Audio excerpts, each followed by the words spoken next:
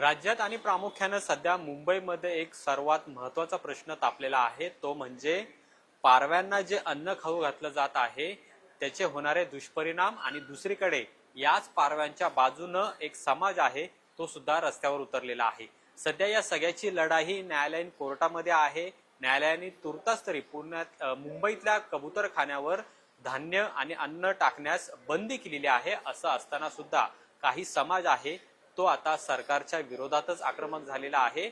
या कबूतर, ज्याला आपण पारवे म्हणतो, त्यांना अन्न आणि जे धान्य असतं खाऊ घालण्याचं ते त्यांना खाऊ दिलं जावं अशी एक मागणी घटकातून केली जाते। पण दुसरीकडे याच पारव्यांमुळे जे दुष्परिणाम आहेत मानवी शरीराला ते मात्र अतिशय भयानक होत असल्याचं सुद्धा समोर आलेलं आहे।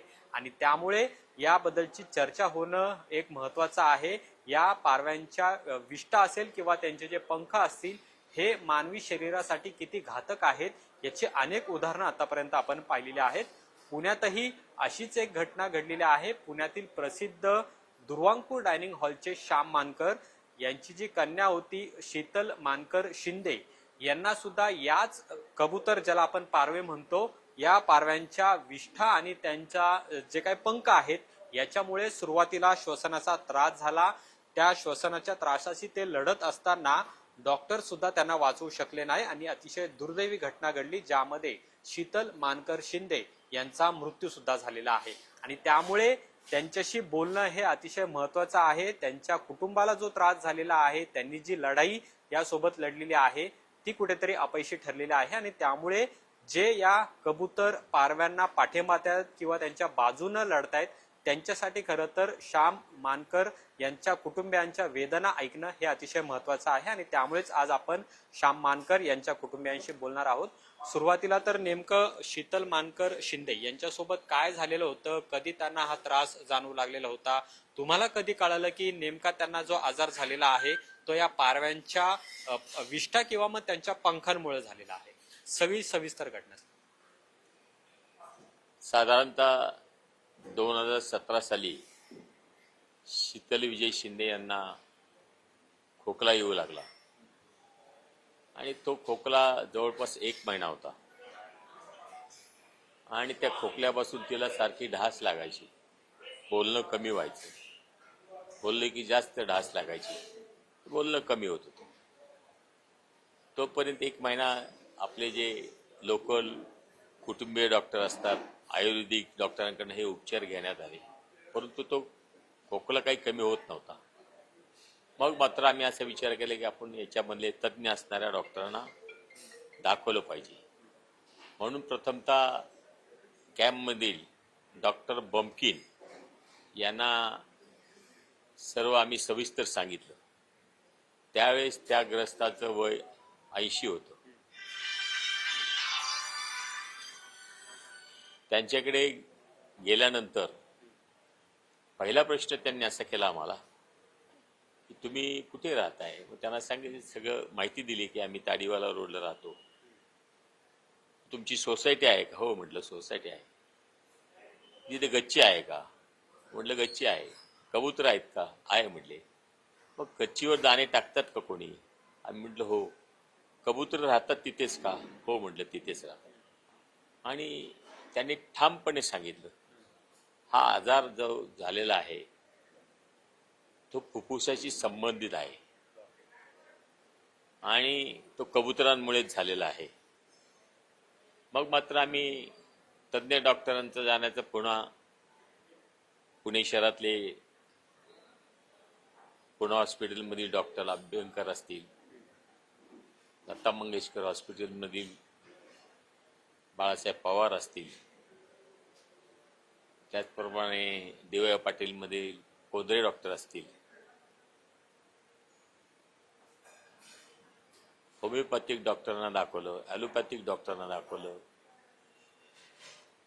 गायत्री म्हणून डॉक्टर गायत्री आहेत त्यांनाही दाखवलं। प्रत्येकाशी चर्चा ही चालू होती। त्याप्रमाणे ते तिला औषध देत होतं, कुठल्या डॉक्टरांचं औषध तिला सूट होतंय। कारण या उपचारावर स्टेरॉइड वापरत असताना ते स्टेरॉइड घातक असतं। त्याच्यामध्ये हाडांची झीज होती, डोळ्याला कमी दिसायला लागतं, डोळ्यावर परिणाम होतात. हे गेली 5-6 वर्ष सारखं मुंबईमध्ये दिल्यावती हॉस्पिटलला डॉक्टर प्रभू होते, त्यांच्याकडनं सल्ला घेण्यात आला. मग डॉक्टर प्रभू हे त्यांच्याकडे 2-3 महिन्यासारखं तपासण्या केल्या जात असत मुंबईमध्ये. हे तपासण्या याच्यासाठी की जो फुफ्फुसाला जो आजार होते तो वाढतोय का, औषधांमुळे तो कमी होतोय का, हे सारखे डॉक्टर तपासण्या करत असताना तो वाढतही नव्हता आणि कमी होत नव्हता. आणि पण मात्र गेली 5-6 वर्ष तिची जी शारीरिक क्षमता कमी होत चालली, म्हणजे ज्याला आपण म्हणू की जाडजूड माणसाला चालण्यानंतर दम लागतो, धाप लागते, श्वास घेणे अवघड होतं, ह्या सगळ्या क्रिया नंतर हे 4-5 वर्षानंतर सुरू झाल्या. त्याच्यानंतर तिने याच्यावर मात करण्यासाठी किंवा आपल्याला फिरता तर आलं पाहिजे म्हणून एक छोटासा ऑक्सिजन बॉक्स बरोबर घेऊन ती काही सार्वजनिक कार्यक्रमांमध्ये जात असतील, नातेवाईकांचा काही प्रमुख कार्यक्रम असेल त्या ठिकाणी जाणं भाग आहे म्हणून जात असेल. पण त्याहीपेक्षा सुरुवातीच्या काळामध्ये 27ला डॉक्टरांच्याशी चर्चा करत असताना तिने विचारलं की आता याच्यावर उपाय काय. अनेक डॉक्टरांनी सांगितले की याच्यावर एक उपाय आहे, तुम्हाला या आजाराला लढा द्यायचा असेल तर खंबीरपणे उभं राहिलं पाहिजे. कारण हा आजार, कुठलाही आजार हा मानवी जीवनामध्ये प्रतिकार शक्ती असणं महत्वाचं आहे. आजाराची लढण्याची ताकद त्याच्यात जास्त असेल त्याला आजार उद्भवत नाही. हिलाच का हा झाला असा कालच्या अनेक कॉमेंट्समध्ये लोकांनी लिहिलेलं आहे की हिलाच आजार का झाला, इथे ठिकाणी कबूतर आहेत, तिथल्या लोकांना का नाही इतरांना झाला, तर तिथं हिची जी ह्युमॅनिटी पॉवर कमी असल्यामुळे हिला ते त्याच्यात हे झाले. परंतु तिने म्हणजे 2017 साली डॉक्टरांच्या सल्ल्यानुसार तुला शारीरिक क्षमता व्यायाम करायला पाहिजे, मग तो फुफ्फुसाचा असेल तर तिने मग 2017 साली स्वतः जिम बांधलं होतं. आणि ती जिम बांधून तिने मग तिथे सिंग म्हणून हे तिचा व्यायाम घेण्यासाठी सकाळी 6 वाजता रोज येत असेल. त्याचप्रमाणे फुफ्फुसाचा व्यायाम करून घेण्यासाठी अंजली मॅडम येत असेल. हे दोघांनी खूप कष्ट घेतले. परंतु गेल्या वर्षभरामध्ये तिची परिस्थिती खालावत गेली. आणि सगळ्यात महत्वाचा प्रश्न की हा जो मी आरोप करतोय की कबुतरांच्याच मुळे घडलं, पण हे आपण लक्षात घेतलं पाहिजे. अनेक डॉक्टरांच्या म्हणण्यामध्ये आलेलं आहे, कबूतर जी विष्ठा करतात आणि ती विष्ठा केल्यानंतर 1-2-4 दिवस ती विष्ठा वितळू लागते, घट्ट होती. घट्ट झाल्यानंतर वाऱ्याच्या हवेने तिचं पावडरीत रूपांतर होतं आणि ती पावडर मग हवेमध्ये मिसळल्यामुळे आपण जेव्हा घरातली खिडकी उघडतो तेव्हा बाहेरची हवा आत येत असते, घरातली हवा बाहेर जात नसते. त्यामुळे बाहेर येणाऱ्या हवेच्या माध्यमातून ही विष्ठेमधले जे बारीक बारीक कण आहेत ते तिच्या फुफ्फुसात जेव्हा त्याचं आक्रमण झालं, ते आक्रमण झालं तर फुफ्फुसात गेल्यानंतर पहिलं हे जे बारीक कण आहेत ते हृदयाला जखमा करतात. आणि जखमा करत असताना जे भला एखादा केस असेल तर ती काढण्याची क्रिया सुद्धा आजपर्यंत तेवढं तंत्रज्ञान पुढे गेलेलं नाही. आणि मग हे करत असताना याच्यावर शेवटी ह्या स्टेजला आलं की आता आजार तर बळावतोय, तिचं शरीर खरंगलं होतं. मग डॉक्टरांशी डी.वाय. पाटीलचे हॉस्पिटलमध्ये डॉक्टर केंद्रे आहेत त्यांच्याशी बोलल्यानंतर ते म्हटले की आता आपण फुफ्फुसाचे प्रत्यारोपणासाठी आरोग्य नियमावलीनुसार तिचं नाव नोंदवू. त्याप्रमाणे वर्षापूर्वी तिचं नाव नोंदवलेलं होतं. त्याच्यामध्ये नियम असे आहेत की नंबर प्रमाणेच अवयव मिळतात. किडनी मात्र तुम्हाला कोणी दान करत असेल ती मात्र त्याचं प्रत्यारोपण लगेच होऊ शकतं. परंतु फुफ्फुसाचं तसं नाही. फुफ्फुस तुम्हाला केव्हा मिळेल? ज्याचं ब्रेन डेड झालेलं आहे तोच पेशंट असतो. आणि त्या पेशंटच्या नातेवाईकांनी जर संमती दर्शवली की ह्या आमच्या नातेवाईकाकडून तुम्हाला त्याचे योग्य असणारे जे अवयव आहेत ते आमची दान करण्याची इच्छा त्यांनी व्यक्त केली तर त्याच्या शरीरातले अवयव काढून घेतले जातात. हिच्यानंतर मग डी.वाय. पाटील मध्ये क्यू आला, तिचा नंबर आला. त्या नंबर नंतर तिला एकदा 2 वेळा सुरुवातीला साधारणतः ती जाण्याच्या अगोदर 4 महिन्यापूर्वी एक फुफ्फुस उपलब्ध झालं होतं. परंतु त्या फुफ्फुसाचा साईज मोठा असल्यामुळे ते तिला काही मॅच झालं नाही. ते मात्र तिथे मग दुसरा पेशंट उपलब्ध होता. तो 60 वर्षाचा होता. त्याला ते फुफ्फुस बसवण्यात आलं. आणि दुसऱ्या वेळेस जेव्हा हिला फुफ्फुस तिथे मिळाल्यानंतर हॉस्पिटलने बोलवलं. परंतु या ठिकाणी डी.वाय. पाटील मध्ये ऑपरेशन करण्यासाठी केंद्रे हे सहकारी असत. परंतु हैदराबादवरून हॉस्पिटलच्या मध्ये ऑपरेशन करण्यासाठी तिकडून टीम येत असत खास. आणि ती टीम आल्यानंतर हे सगळं प्रत्यारोपणाचं काम करत असत. ते आले, त्यांनी बघितलं तर हे फुफ्फुस डॅमेज आहे.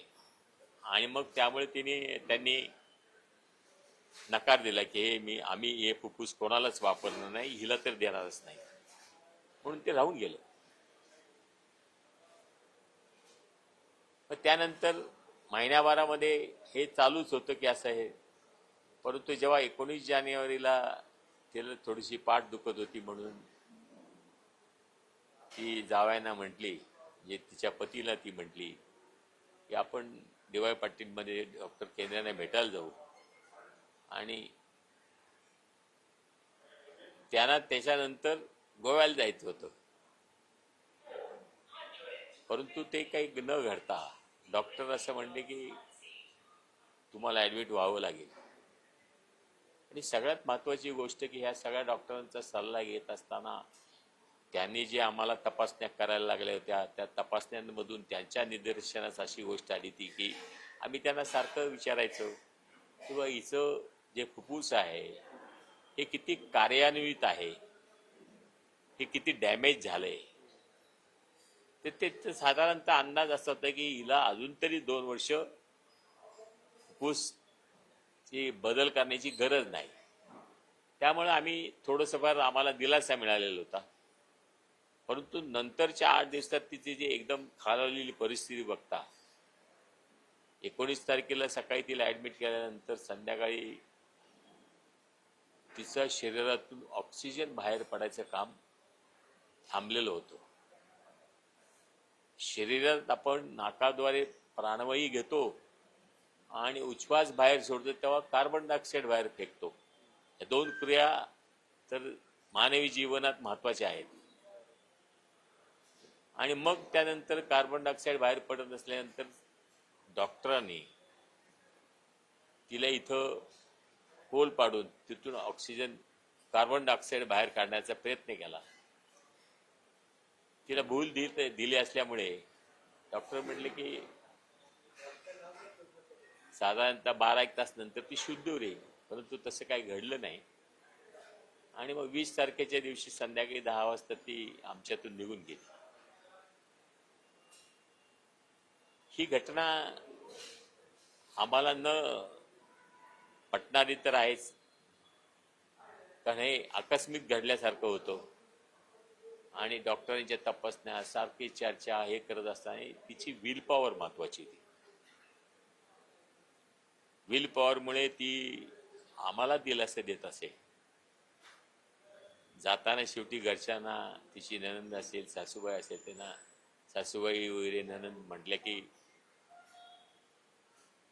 शीतल तुला परत यायचंय, लवकर यायचंय. ती म्हणली काय काळजी करू नका, मी परत येईन. म्हणजे असं खेळीमेळीच्या वातावरणामध्ये तिचं जात असताना एकदम तिची डेड बॉडी घरी आणणं हे आम्हाला फार अवघड गेलं.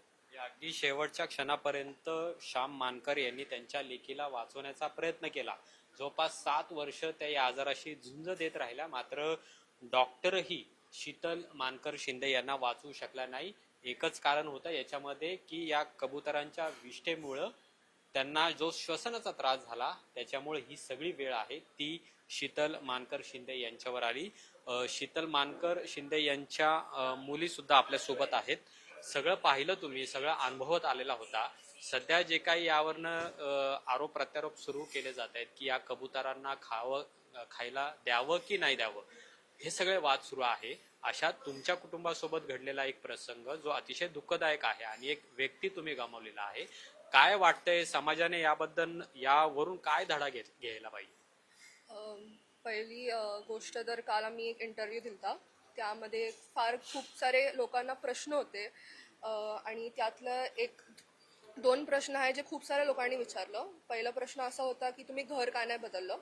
आम्ही 2 वेळा घर बदललेलं, बट एकदा ते इन्फेक्शन तुमच्या लंग्सला झालं तर घर बदलून काही फायदा होत नाही. एकच फायदा असतो की जो तुमचा एक्सपोजर असतो पिजन ड्रॉपिंगशी तो कमी होतो. दुसरा प्रश्न असा होता की तुम्ही गोवाला जाण्यापेक्षा पश्चिम महाराष्ट्र, सांगली, कोल्हापूर, साताऱ्याला का नाही आले. तर असं हे आहे की माझ्या आईला जे दमट वातावरण आपण म्हणतो ते खूप सूट व्हायचं. तिला त्या दमट वातावरणामध्ये बरं वाटायचं आणि आपल्याला हे सगळ्यांना माहिती की गोवाचं जे वातावरण हे खूपच दमट आहे, म्हणून आम्ही तिकडे जायचो. फार काही खूपच घाणेरडे कमेंट्स सुद्धा होते. मला त्या विषयावर काही एवढं काही बोलायचं नाही आहे, पण मी एकच म्हणेल की जेव्हा तुम्ही काही कमेंट्स बोलतात किंवा काही कमेंट्स पास करतात, 10 वेळा विचार करा की जे तुम्ही कमेंट्स पास करतात हे योग्य आहे की नाही. दुसरी गोष्ट अशी की मी, माझ्या आजोबा, माझ्या कुटुंबाला हे इंटरव्ह्यूज देऊन काही भेटणार नाही आहे. माझी आई गेली आहे, ती काही परत नाही येणार आहे. बट जे प्रसंग आमच्यावर आला हे तुमच्यावर येऊ नये म्हणून आम्ही हे सगळे इंटरव्ह्यूज देतोय. नंतरची ही गोष्ट आहे की मी किंवा माझे आजोबा किंवा कुठल्याही धर्माच्या विरुद्ध अजिबात नाही आहे. बट हा एक प्रश्न मला खूप दिवसापासून पडतोय की मानवी जीवनापेक्षाही धर्म हा अधिक महत्त्वाचा आहे का, ह्याचं उत्तर मला काही अजून भेटलेलं नाही आहे. आणि पहिलं तर हे खूपच शर्मेची गोष्ट आहे की आपण ह्या विषयामध्ये राजकारण आणि धर्म हे आणतोय, कारण की हे अजिबात ह्याच्याबद्दल नाही आहे. It is about human health आणि आपल्या आरोग्याबद्दल आहे. एक म्हण आहे की prevention is better than cure. आता आपण लक्षात घेऊ की प्रिव्हेन्शन हे एक शब्द आहे. क्युअर ह्या डिझीजला अजूनही काय क्युअर नाही आहे. Only cure is lung transplant. आणि हे तुम्हालाही माहिती आहे आणि मलाही माहिती आहे की लंग ट्रान्सप्लांटच नाही, बट कुठलंही ट्रान्सप्लांट जे आहे ते किती क्रिटिकल असतं. आपल्या बॉडीमधलं एक ऑर्गन बाहेर काढून त्याचं रिप्लेसमेंट बसवणं, त्यापुढेही आपले खूप 100 प्रश्न असतात की आपली बॉडी त्या लंगला रिजेक्ट करेल का किंवा एक्सेप्ट करेल का. खूप सारे प्रश्न असतात. हे मला खूपच घाण वाटतं आणि खूप डिसअपॉइंट असं फील होतं की लोकांना अजूनही ह्या गोष्टीचं गांभीर्य कळलेलं नाही आहे. आता आणि खूप सारे लोक जे आहेत ते हसतात सुद्धा आहेत की हसतात, आणि मी एवढीच प्रार्थना करेल की तुम्ही असेच हसत राहा आणि जी वेळ माझ्यावर आली, माझ्या कुटुंबावर आली, माझ्या आईवर आली ती तुमच्यावर येऊ नये. कारण की हा जो आजार आहे हा खूप डेंजरस आहे. म्हणजे तुम्ही विचार करा की आपण एक दिवस आपल्याला झोप नाही आली तर आपल्या दुसऱ्या दिवशी केवढी चिडचिड होते. ज्या लोकांना हा आजार होतो त्यांना महिने झोप येत नाही, कारण की कॉन्स्टंटली खोकला येत असतो.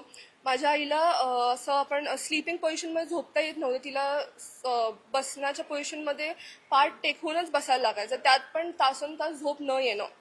आणि हे खूप वाईट गोष्ट आहे. मी एवढंच म्हणेल की प्लीज तुम्ही प्रिव्हेंट करायचा प्रयत्न करा आणि तुम्ही हे अवेअरनेस स्प्रेड करा. तुम्ही हा एकदा व्हिडिओ बघा आणि ह्यावर तुम्ही विचार करा की आपण काय करतो आणि काय करायला पाहिजे. धन्यवाद. तुम्ही हे सगळं अनुभवलेलं आहे, हे सगळे वाईट प्रसंग त्यांनी या संपूर्ण 6 ते 7 वर्षामध्ये अनुभवलेले आहेत आणि त्यामुळे जे अशा पद्धतीने या पक्षांना पाठिंबा देतात किंवा त्यांच्या समर्थनार्थ रस्त्यावर उतरलेले आहेत, त्यांनी खरं तर यांचं जे म्हणणं आहे ते गांभीर्यानं घेतलं पाहिजे. शेवटचं, ही सगळी घटना घडली, तुम्ही तुमच्या एका व्यक्तीला यामध्ये गमावलं, पण सध्या जे काही यावरून वातावरण सुरू आहे, आरोप प्रत्यारोप केले जात आहेत, राजकारण सुद्धा यावरून तापलेलं आहे.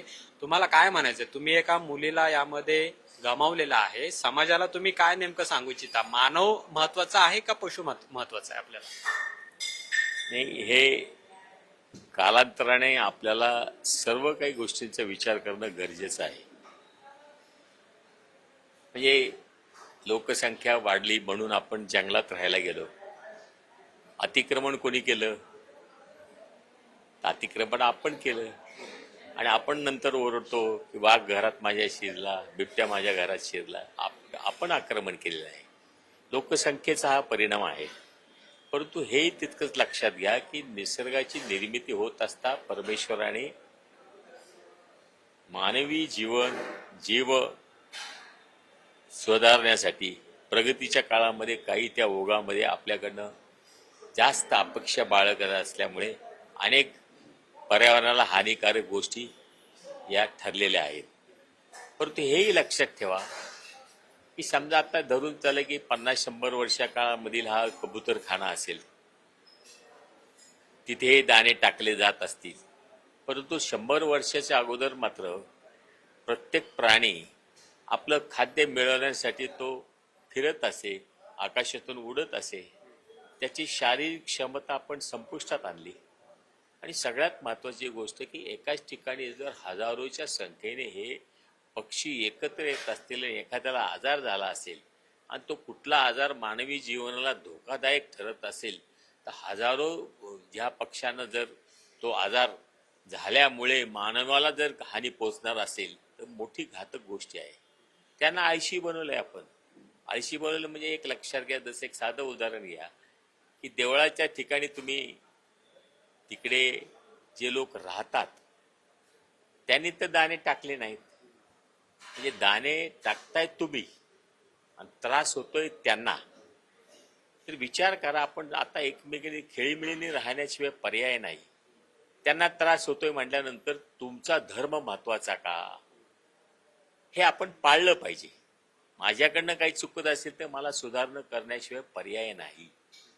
कारण ज्यावेळेस समाजामध्ये तेढ निर्माण होणार असेल तर एक पाऊल पुढे किंवा एक पाऊल मागे मला जावंच लागेल. आणि म्हणून माझी कळकळीची विनंती आहे की हा प्रसंग माझ्यावर ओढवला आहे.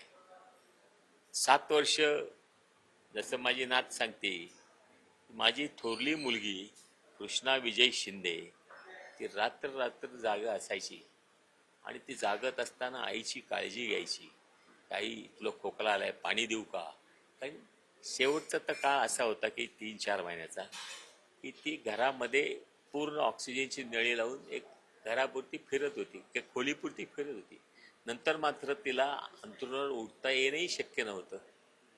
ज्या गृहिणीला ग्रह सजवायचे आनंद मिळत होता, सण आले तर ती नट्टापट्टा करायची. पूर्वीच्या काळी नथ वापरली जायची, ती नथ वापरायची. म्हणजे अशा प्रकारे ती माझी मुलगी, सगळे संस्कार तिच्यावर जडलेले आणि सणानिमित्त थाटणारी मुलगी, तिला असं एका बंदिस्त खोलीत राहणं, सण आले म्हणजे तिचं अस्वस्थता इतकी वाढायची.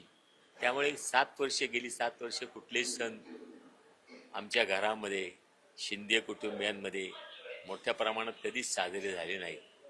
हे सफरिंग फार मोठं आहे आणि मला याच्यातून काही मिळवायचं नाही. माझं दुःख जे आहे ते समाजासमोर मला मांडायचं नाहीये. दुःख शेवटी प्रत्येकालाच भोगावं लागतं आणि ते माझ्या नशिबी आलं ते मी भोगतोय. परंतु मला तुम्हाला सावध करायचे, तुम्हाला विनंती करायची. मी तुम्हाला हात जोडून विनंती करतो की तुम्ही हे दाणे टाकणं बंद करा. आणि ते बंद केल्यामुळे उद्या हे प्रसंग अनेक लोकांवर येत असतील. मगाशी ना तसं म्हटले की या ठिकाणी मी एकाने तर त्याच्यामध्ये असा उल्लेख केला होता की शीतलनी काही पारवा खाल्ला होता का. परंतु मी या ठिकाणी तो कोणी लिहिणार असेल अज्ञान असेल सज्ञान असेल, तो जो काय असेल लिहिलं त्याच्याबद्दल माझं वाईट मत नाही. परंतु एक लक्षात ठेवा, जर मी चळवळ उभारली ती शेवटाच नेल्याशिवाय थांबणार नाही. कारण शेवटी मानवी जीवन माझ्या दृष्टिकोनातनं महत्वाचं आहे. संतुलन राखण्यासाठी पशु पक्षी हवेतच हे मी मानणार आहे. तर आपण त्याच्यावर मार्ग काढायचा असेल तर समोरासमोर येऊन चर्चा करून आपण हे प्रश्न मिटवले पाहिजेत. आमची तयारी आहे. परंतु तुम्ही जर ह्या भूमिकेशी असाल तर आम्हाला आमची वेगळी भूमिका मांडावी लागेल. तुम्हाला मानवी चळवळ उभी करावी लागेल. यासाठी चळवळ यासाठी उभी करावी लागेल की शेवटी जे अज्ञान लोक आहेत हे निश्चित याच्यापासून काय घडतंय हे माहीतच नसेल तर शेवटी त्यांना मला प्रत्येकाच्या जवळ जाऊन माझी जी व्यथा आहे, म्हणजे मला असं वाटतंय की हे आपल्याला लोकांना जागरूक करण्यासाठी ही चळवळ उभारली लागेल. आणि जागरूकता येणं महत्वाची गोष्ट आहे. हे कोणाच्या धर्माच्या विरुद्ध की तुम्ही हे असं केलं म्हणून मी त्याच्या विरुद्ध असं नाही. अवेअरनेसपणा हा शेवटी महत्वाचा आहे आणि जागृती ही सगळ्यात महत्वाची आहे. प्रत्येक गोष्टीत देश स्वतंत्र झाल्यापासून किंवा देश स्वतंत्र व्हायच्या अगोदर सुद्धा जागृती करण्यासाठी अनेक चळवळी उभ्या राहिल्यात. त्यापैकी ही एक चळवळ राहील. म्हणजे या संपूर्ण वादामध्ये आणखीन शीतल मानकर शिंदे यांच्यासारखे मृत्यू होऊ नये, अशा घटना घडू नये यासाठी स्वतः मानकर कुटुंब सुद्धा पुढाकार घ्यायला तयार आहे. कुठेही वादविवाद न होता अशा पद्धतीने जो काही विरोध होऊ लागलेला आहे आणि सध्या सोशल मीडियावर सुद्धा या संपूर्ण घटनेवरून मानकर कुटुंबाला देखील बदनाम केलं जात आहे, ते कुठेतरी थांबवलं पाहिजे. कारण त्यांनी जे काही 7 वर्ष आणि स्वतः शीतल मानकर शिंदे यांनी जे सोसलेलं आहे ते कुणाच्याही वाट्याला येऊ नये हीच एक अपेक्षा त्यांची आहे. आणि त्यामुळे सध्या जरी या पारव्यांचा वाद हा न्यायालयामध्ये असला तरी मानव म्हणून प्रत्येकाने विचार करणं गरजेचं आहे. कारण की एक शीतल मानकर आपण गमावलेल्या नाहीये, तर राज्यात अनेक ठिकाणी अशा पद्धतीच्या घटना घडलेल्या आहेत. आणि त्यामुळे सरकारने जे काही निर्बंध घातलेले आहेत, न्यायालयाने जे काही निर्बंध घालून दिलेले आहेत त्याचं पालन होणं खरं तर गरजेचं आहे. मुंबई नंतर पुण्यातही अशा पद्धतीच्या घटना आता या घडू लागलेल्या आहेत आणि त्यामुळे या कबूतर पारव्यांचा बंदोबस्त करणं हे अतिशय महत्वाचं आहे. कारण हेच कबूतर पारवे हे आता मानवी शरीराला घातक ठरू लागलेले आहेत. कॅमेरामन तुषार नानावरेसह अमोल धर्माधिकारी, लोकशाही मराठी, पुणे. लोकशाही मराठी ऐका, पहा, जागरूक रहा.